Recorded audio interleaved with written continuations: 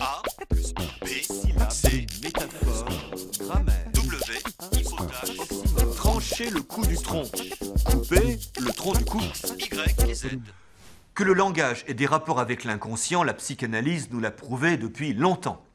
La langue française en porte un témoignage très intéressant car strictement syntaxique.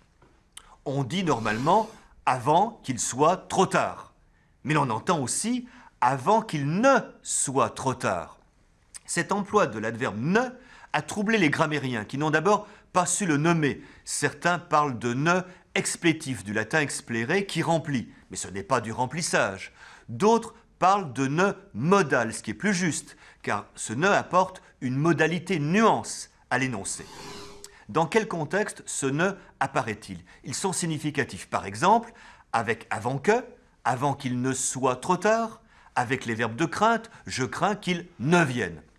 Voici l'explication que j'en donne. Dans ce genre de phrase, on dit en fait deux choses à la fois. On dit, d'une part, avant qu'il soit trop tard, et je ne veux pas qu'il soit trop tard. Je crains qu'il vienne, je ne souhaite pas qu'il vienne. C'est-à-dire que le « ne » dans la première phrase introduit le sens de la seconde. Suivez-moi. Avant qu'il ne soit trop tard est l'intrusion d'un sentiment personnel, d'une appréciation négative. S'il fallait donner un nom à cet emploi curieux de l'adverbe « ne », je parlerais de négation inconsciente. Merci, Dr Freud. A plus B, syllabe, C, métaphore, grammaire.